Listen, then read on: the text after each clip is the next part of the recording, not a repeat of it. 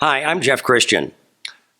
When I was building Christian & Timbers into the largest high-end retained executive search firm in technology, as well as CEO and board work, I had the opportunity to work on some of the most important CEO searches at the time, and a couple of them probably ever. I did the CEO search WebMD, Hewlett-Packard, F5 Networks, more recently UpWork, and literally hundreds of early stage companies, private equity backed companies, some you might know of, some you might not.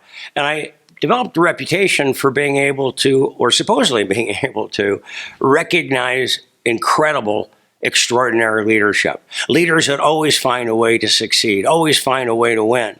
And they were a different type of CEO than the CEO of previous eras. You know, the hard driving sales, win at any cost. These were CEOs that cared about human beings, cared about their customers, incredibly smart, great leaders. They knew how to build great teams. And by building great teams, they built great companies. And I was kind of lamenting back in one of the previous elections that we did not have two leaders to choose from. That I was forced to vote for someone that would never even qualify for the smallest CEO search.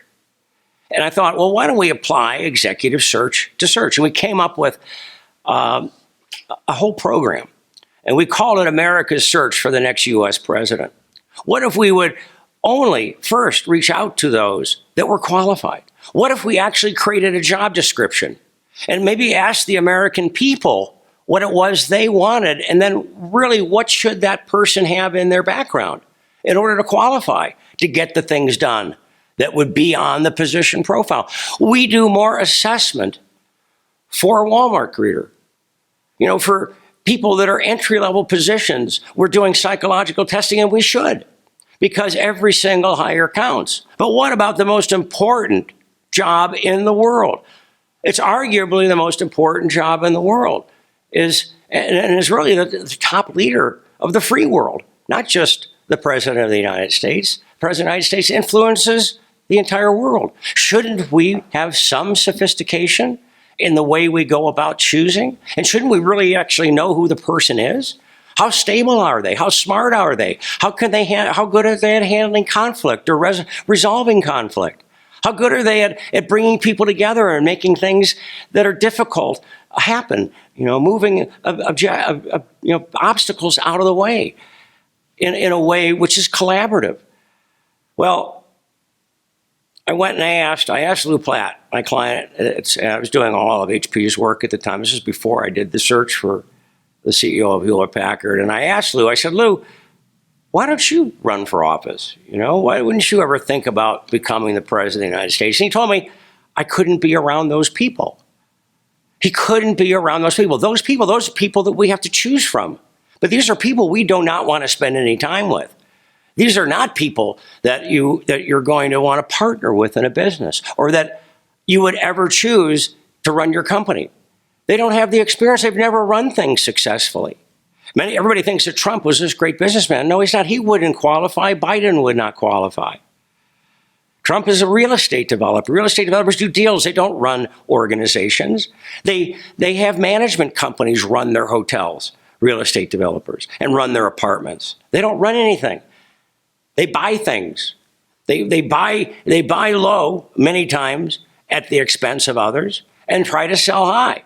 Now, if we actually looked into Trump's background, which there should have been due diligence and we should have talked about, but there's no way to even vet it because you got Republicans saying one thing, you got Democrats saying the other. We never know what the reality is. We never know what is someone's background. Well, now we know with the taxes. We know with his taxes that he's practically broke and he's never successfully run anything. In most cases, the businesses that he's run, he's had to put into bankruptcy to get out of. And hasn't reported any income for many, many years. So, and then Biden, what are we going to find there? We're going to find someone that ran a Senate office. We're going to find someone that was a vice president. But what does a vice president run? Maybe they get some experience from a good president, if we're going to call Obama a good president. But how would we even know if he was a good president? Because we can't ever see other than what the economy looks like. Maybe we can measure it on the economy. We can measure it on unemployment numbers. We can measure it on the stock market. But that's not how you measure a leader. You measure leaders based on their ability to build incredibly strong organizations that outperform their competitors. And we are not outperforming our competitor. Our competitor is China, and they're beating us in everything. So America's search for president would be a great idea. Why wouldn't we do a search? Why wouldn't we bring the most sophisticated tools for identifying, selecting, and assessing, and at least see what we came up with? I personally have been frustrated in each of the last elections in trying to find a real leader to vote for. Someone that I could trust, someone that I liked, someone that was honest, someone who's a good human being. And I can't find them.